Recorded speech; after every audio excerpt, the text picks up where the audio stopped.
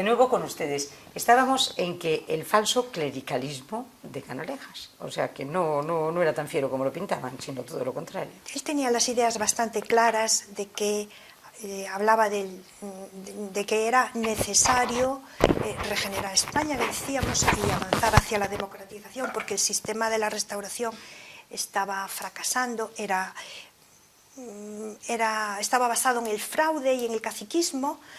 Y bueno, lo que comentábamos de la Constitución, él no quiso cambiar la Constitución en el tema religioso. Esperanza, eran dos partidos que se alternaban en el poder. Liberales y conservadores. 5 y 5 años cada uno, ¿no? Más no, o menos. Funcionaba de la siguiente manera. El rey era el que nombraba al presidente del gobierno. Una vez que lo nombraba, se hacían elecciones. Bien. Que necesariamente mediante el fraude y el pucherazo ganaba el partido al que el rey había nombrado presidente del gobierno. Gobernaba durante unos años y cuando se creaban problemas, había crisis, había descontento, el rey nombraba como presidente del gobierno al otro, al alternativo. Si en este caso había sido el conservador, nombraba al liberal. Después de ser, o sea que era al revés que como hacemos ahora. Ahora hacemos elecciones y según el resultado de las elecciones sale el presidente. Antes el rey nombraba al presidente, hacía otra vez de nuevo elecciones y así sucesivamente, mediante el fraude otra vez, volvía, y el caciquismo y la trampa, volvía a ganar el partido que en ese momento había nombrado el rey. Entonces, previamente a Canalejas había estado en el poder el conservador Maura. Tiene problemas, estalla la guerra de Marruecos, hay la Semana Trágica de Barcelona, hay un grito que recorre toda España, Maura no, y entonces el rey nombra primero a Moret durante un periodo muy breve y rápidamente nombra a Canalejas como jefe del Partido Liberal, progresista de liberal frente al conservador. Y Canalejas no rompe con este sistema, que sí querían romper los partidos que se quedaban al margen, que eran los republicanos y los partidos socialistas, el Partido Socialista, el PSOE, que ya existía.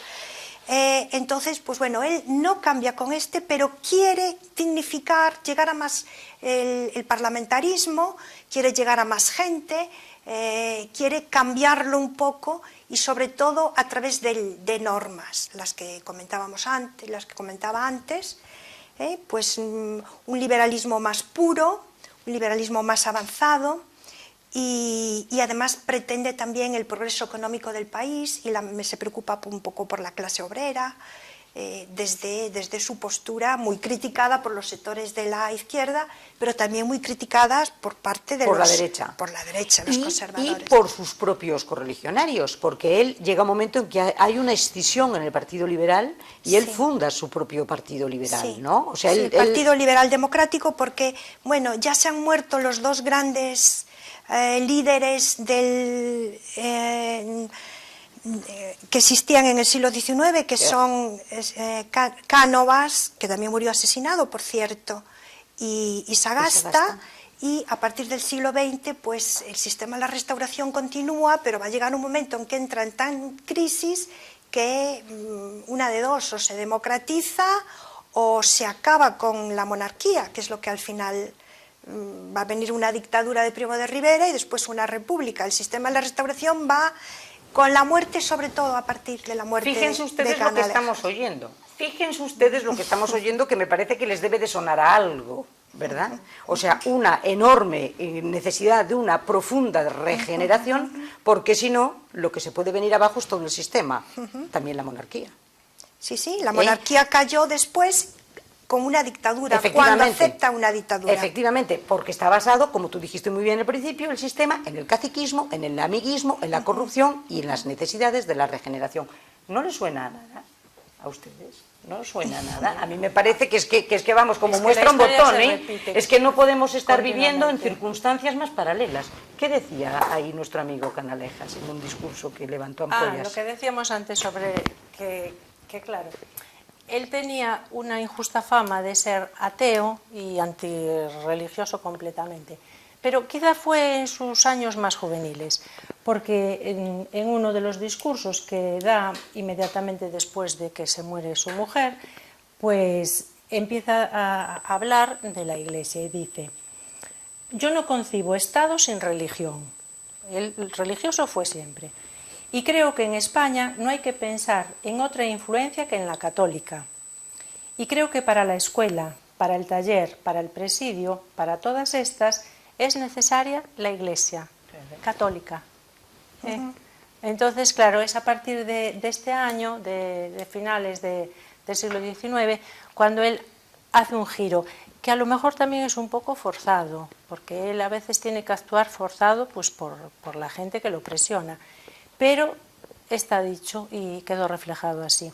Y entonces, claro, el que comenta este discurso dice que esta cita, que es muy importante para disipar esa idea que se tenía de que era ateo, de que, claro, sus contrarios era lo que le achacaban, pues ni era ateo, porque era muy religioso, y en cuanto a la Iglesia Católica, no sabemos si fue por presiones o porque él, después de la muerte de su mujer, que sí asistía a misa y, bueno, tenía actos de caridad en reuniones de señoras, pues que a lo mejor eso también le puede influir. Otra ley que él promulga, que impulsa, es la supresión de los consumos. Los consumos eran un impuesto directo sobre la alimentación, sobre los productos de primera necesidad, sobre el pan, y bueno, llevaban mucho tiempo las clases populares reivindicando su desaparición, y efectivamente los suprime y introduce un impuesto progresivo según la renta y según las propiedades urbanas, o sea que él tiene un comienzo de legislación social. Es muy interesante los debates que se producen en el Parlamento a partir de 1910, con la entrada de Pablo Iglesias en el Parlamento, y bueno, donde se enfrentan, cada uno defendiendo su postura, porque quiero recordar que son dos ferrolanos, nacidos los dos a mediados de siglo, y que tuvieron que coincidir. Pablo Iglesias nació en 1950 y marchó en el 60, entonces Canalejas nació en el 54 y marchó al año siguiente, al año y pico, pero vivieron los dos la misma sociedad, los dos nacieron aquí. Y compartieron parlamento. Y compartieron después parlamento durante 2 años, dos personas consideradas por sus partidarios y por sus detractores como muy inteligentes, muy respetadas las dos, y que lo vemos en los entierros de las dos personas, el entierro de Canalejas, que es la figura que estamos ahora estudiando, cómo lo van a respetar, van a asistir, van a hablar, personas que no coinciden con su ideología, pero que es una persona inteligente, tolerante y que producto de su época, y que luchó pues dentro de su partido en el ala más progresista. Y él, bueno, digo yo que tendría encontronazos entonces con Pablo Iglesias, porque Pablo Iglesias era un poco la antítesis de ese discurso moderado y que quería reformar de alguna manera, porque Pablo Iglesias es más un discurso mucho más incendiario, mucho más revolucionario, mucho más agresivo, incluso amenazante. No, es pacifista. Pablo Iglesias, en sus discursos, yo he leído los discursos en el Parlamento, y precisamente en algunas ocasiones, frente a la postura en Marruecos, en la guerra, Pablo Iglesias también es un defensor de la mujer, o sea, que también es una persona tolerante. ¿Y de qué viene esa idea del Pablo Iglesias amenazante, que poco menos que da incluso se le atribuye la Semana Trágica de Barcelona un poco a él, ¿no? Al instigador de la Semana Trágica de Barcelona? Bien, la Semana Trágica surge a raíz de que hay que ir a Marruecos. Ahí se rebelan la población indígena marroquí, y hay que mandar nuevas tropas, para lo cual pues se llama a quintas, se moviliza a muchísimos más obreros. Entonces los trabajadores, sobre todo en Barcelona, se sublevan y dicen que no quieren ir, que si van ellos, que vayan también, pues, por ejemplo, los curas o los ricos, porque es el momento en el que, como decía antes, excepto en Ferrol, donde la Fundación d'Amboise les ayudaba a las clases trabajadoras, en otros sitios las clases, los más ricos, pues podían prescindir de ir a la guerra de Cuba, a la guerra de Cuba primero y a la guerra de Marruecos después. Entonces, pues es un movimiento espontáneo que surge y que la Semana Trágica es la represión de ese movimiento espontáneo. Sí. Y durante una semana en Barcelona pues hay barricadas y claro, y Canalejas toma nota, precisamente a raíz de este momento él es presidente del gobierno y toma nota y se da cuenta de que efectivamente tiene que cambiarlo del servicio militar y hacerlo obligatorio. Y bueno, decía que los encontronazos que hay en el Parlamento pues son desde uno defiende pues, los intereses de los trabajadores y el otro defiende los intereses de la burguesía, de una burguesía liberal y también desde distintos puntos de vista, pero son debates con mucho, no hay insultos, son muy tranquilos y son muy bien argumentados, tanto desde un lado como de otro. Eran grandes oradores, grandes políticos, sí. Que envidia, ¿verdad? Sí, quizá la fama de gran revolucionario que tiene Pablo Iglesias no sea nada más que ideológica, porque, claro, los que después hacían las huelgas y incendiaban y quemaban y tal, los anarquistas. Sí, los anarquistas. Ahí el problema eran los anarquistas. Y los socialistas y los anarquistas siempre tuvieron un enfrentamiento enorme. Sí, ¿verdad? De hecho, el que mata a Canalejas es un anarquista. Claro. La utilización del terrorismo un poco... Empieza ahí, ¿no? Sí, ya se venía dando porque otro anarquista es el que mata, el que había matado ya a Cánovas del Castillo, también siendo presidente del gobierno. Y Canalejas, estabas hablando de la Semana Trágica, es presidente de gobierno, pero antes de ser presidente prácticamente es ministro de todo, ¿no? Sí. Porque es ministro de Fomento, es ministro de Hacienda, de Gracia y Justicia, de Comercio, es fantástico, ¿no? Todo lo...